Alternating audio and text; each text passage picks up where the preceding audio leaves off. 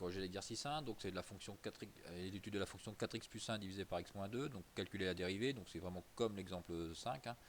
C'est bien toujours la formule u sur v, avec u qui va être égal à 4x plus 1 et v qui va être égal à x moins 2. Donc la dérivée de 4x plus 1, donc ça va donc être 4 fois 1 plus 0, donc 4.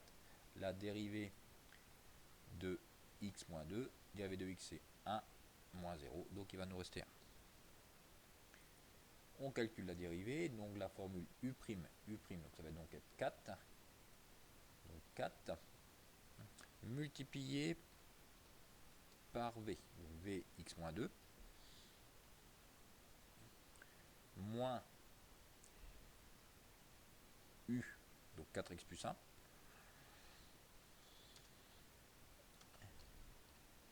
multiplié par v', donc v' 1, donc multiplié par 1, divisé par v au carré, donc divisé par v au carré, donc v au carré divisé par x moins 2 au carré, donc x moins 2 au carré. On va développer, donc 4 fois x, 4x, 4 fois moins 2, moins 8. Donc 4x moins 8, 4x fois 1, 4x, avec le moins qui est devant, moins 4x. 1 fois 1, 1, avec le 1, le moins qui est devant, moins 1. Divisé par x moins 2 au carré.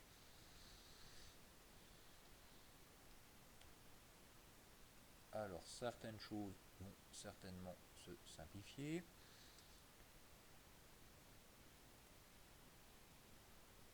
Alors, qu'est-ce qui va se simplifier? Donc, 4x moins 4x, 0, moins 8, moins 1, moins 9. Donc, moins 9, divisé par x moins 2 au carré. X moins 2 au carré. Donc, voilà la dérivée. Trouver son signe. Le dénominateur x moins 2, comme c'est un nombre au carré, c'est toujours positif. Le numérateur, il est négatif. Donc le signe de la dérivée, ça va donc être négatif. Donc f' de x est négatif pour tout x appartenant à l'intervalle moins 10, 1. Quand la dérivée est négative, la fonction va donc être décroissante. F est décroissante sur l'intervalle moins 10, 1.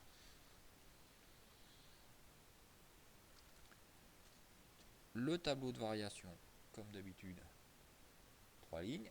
X, signe de la dérivée, variation de f.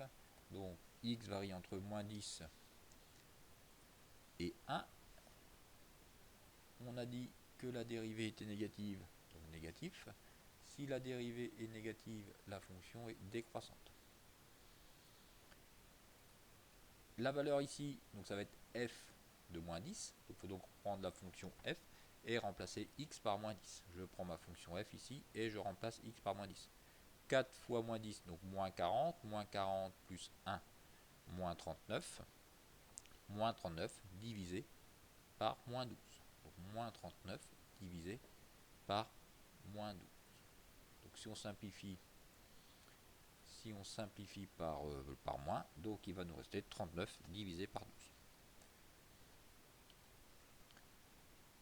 La valeur qu'on va mettre ici, donc ça va donc être, je prends ma fonction f et je remplace x par 1. Je prends ma fonction f, je remplace x par 1. 4 fois 1, 4, donc 4 plus 1, 5, divisé par moins 1, donc il va me rester moins 5.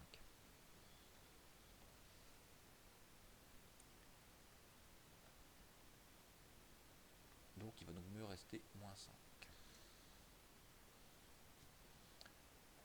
Déterminer l'équation de la tangente au point d'abscisse 0. On a vu en classe l'équation de la tangente qui va être égale à, donc l'équation de la tangente c'est y égale à f' de x0. Donc ici, x0, je vais l'appliquer en 0. Donc f' de 0 multiplié par x moins 0 plus f de 0.